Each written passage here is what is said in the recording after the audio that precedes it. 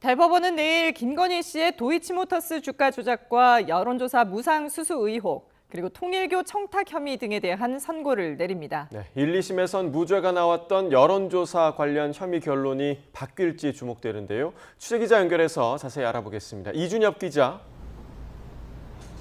네, 대법원에 나와 있습니다. 네, 내일 김 씨의 어떤 혐의에 대해서 선고가 나오는 건지 자세히 설명해 주시죠. 네, 내일 오후 2시 대법원 2부가 판단하는 김건희 씨의 혐의는 모두 세 가지입니다.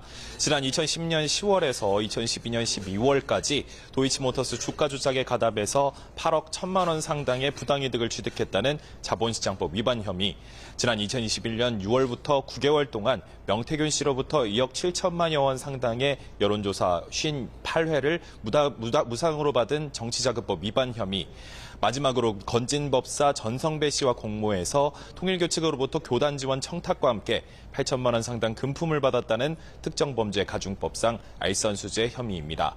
앞서 1심은 통일교 금품 수수 의혹 일부만 유죄로 인정해서 징역 1년 8개월을 선고했지만 2심은 통일교 의혹 전체와 주가 조작 일부를 유죄로 판단해 징역 4년에 벌금 5천만 원을 선고했습니다.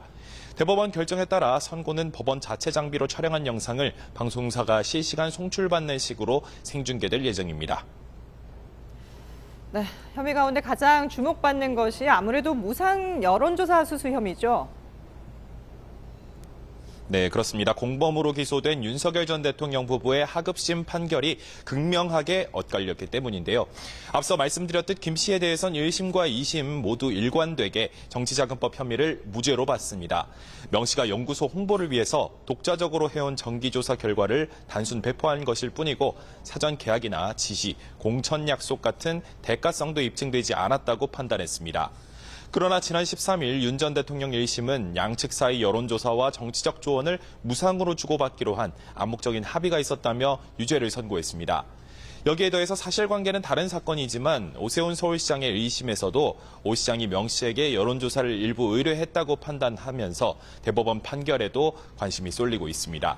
특검은 앞서 윤 전 대통령 1심 선고를 반영해야 한다며 한 차례 선고 연기 신청을 하면서까지 힘을 쏟았고 그 뒤 대법원은 선고를 16일에서 24일로 미뤘습니다.